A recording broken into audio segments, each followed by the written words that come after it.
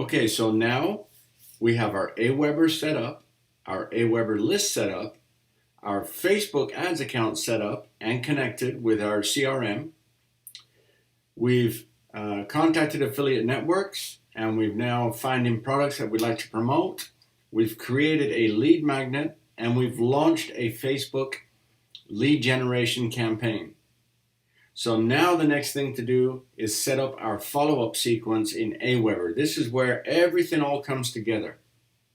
Now, the Aweber follow-up sequence is basically your automated cash cow. You basically feed the funnel and let this take care of the rest of the stuff for you. That's the beauty of the system.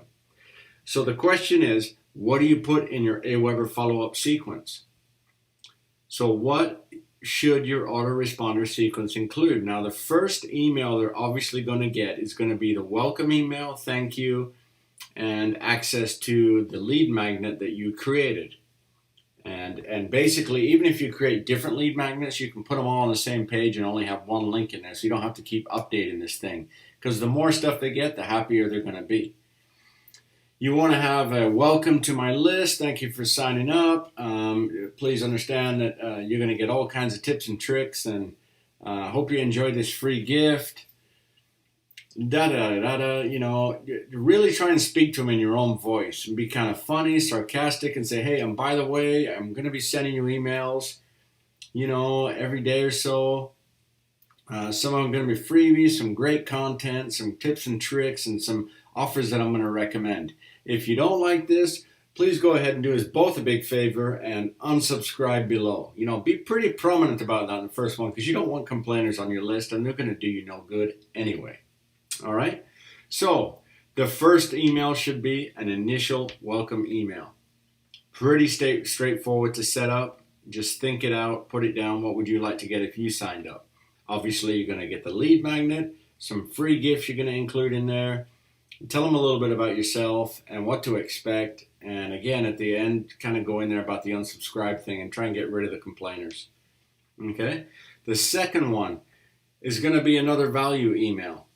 So you could find an article of value, anything, a PLR, anything like that, another free gift. Like, hey, because you're on my list, I'm going to give you this also. So you're kind of warming them up and creating some trust. So you're giving them something else. You're not promoting anything, okay?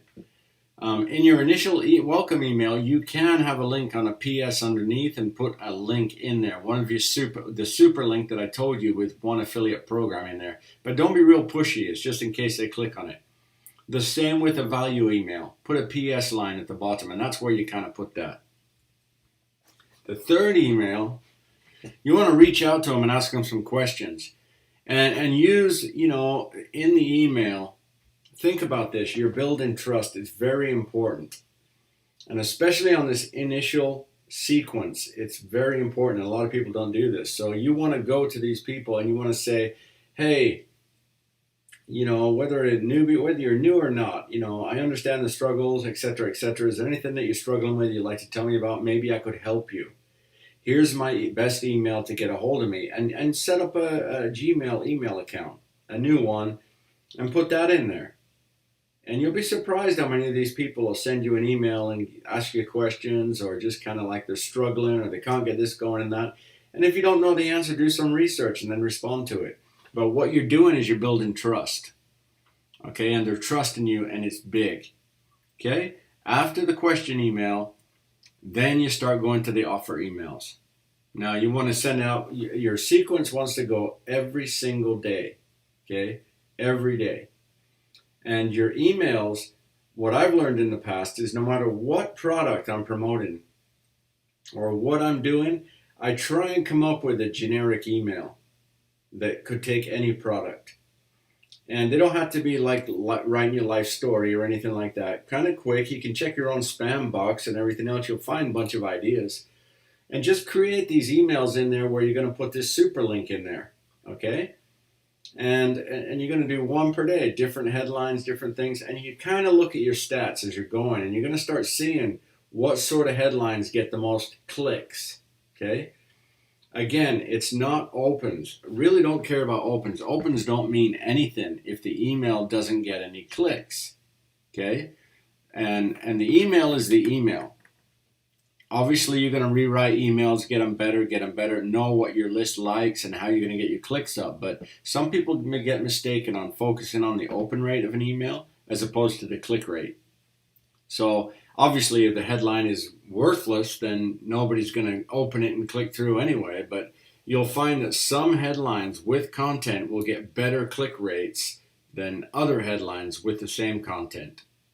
You know, that's they'll have the same open but better click rate. And what you want at the end of the day is a click. You want the click to go to the offer and let the sales page do the selling for you. So that being said, once you go to your offer emails, you want to be sending an email every day, forever. And you basically load up this autoresponder with email after email after email with the same super link in that you created in ClickMagick. Then when you want to change an offer, you simply change it in ClickMagick, and every single email in your follow-up sequence changes the link to the new direction. It's genius, because eventually when you work on these emails and you start writing a couple emails a day and building out your autoresponder, before you know it, you're going to have 2 months, 3 months, 4 months, 6 months, 7 months, 8 months worth of emails in this thing every single day going on autopilot no matter what you're doing. Okay, that's the beauty of an autoresponder set up correctly. Now, later on down the line, you can always broadcast to your list. You know, anytime you see an offer coming along, you can do a special broadcast sequence and broadcast, but leave the autoresponders going. These are the automated lazy man's way of doing it. And they will bring you residual income for a long time. So again, this is how you want to start your sequence. After you go to the offers and you start sending offers in your follow-up sequence, maybe every 2 or 3 you can throw in a freebie here and there for one day. Just think about what your list would like. I mean, sooner or later they're going to become non-responsive, so you only have them for a certain amount of time. But I'm just trying to tell you the correct layout. So what I'm going to do right now is I'm going to show you in Aweber how you set this email, how you enter an email in and put the link in and all that stuff. Okay, so here we are in the Aweber account. I'm in my draft section, and I've already drafted one up because I didn't want this video to go on for too long. So I'm going to go in here and open up this email and let you take a look at it. So again, in the deal, I told you this is a promotional email. We're not doing the, as we talked about earlier, you know, the welcome email and all this stuff. Now we're on to offers. So this is an email I kind of crafted and put together that's very generic. As you can see by reading it, it doesn't really have anything to particularly one offer. This could be crafted. This email could send a click to any single offer we wanted to promote.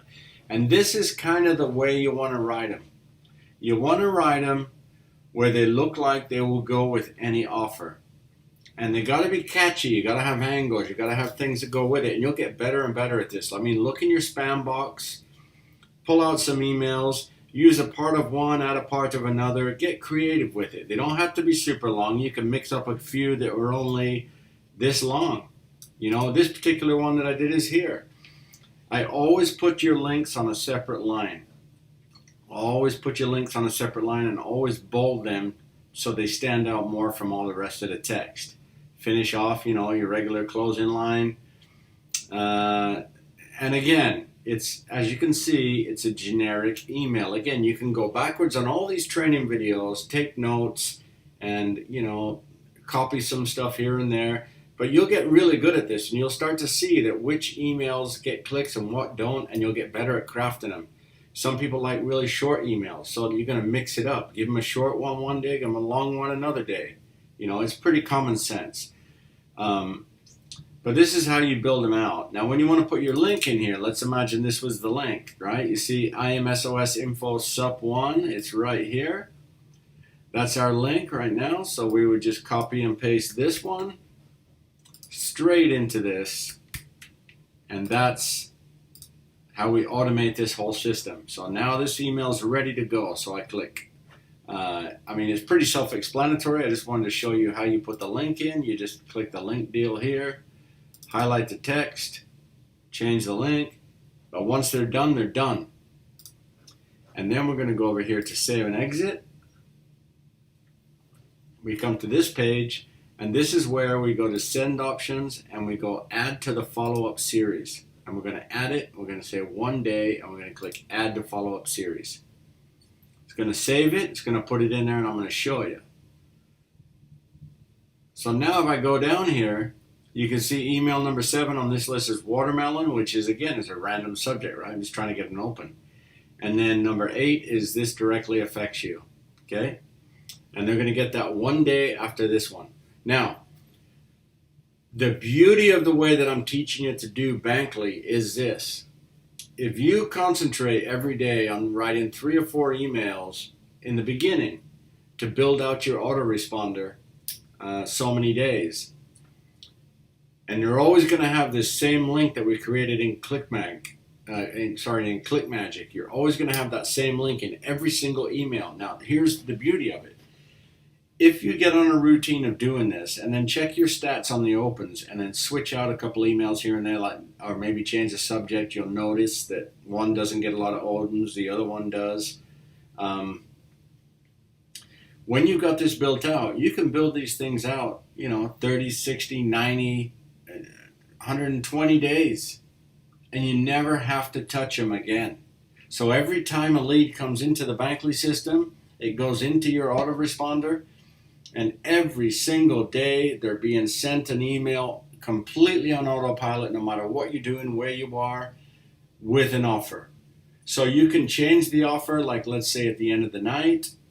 You can, you want to be requesting affiliate approvals and looking at new stuff that's coming out, and then as soon as you get approved and you want to test an offer, then change the deal in ClickMagick, as I showed you earlier, right here.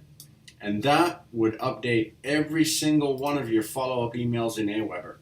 From one place, you change 30, 40, 50, 60 emails. And think about that.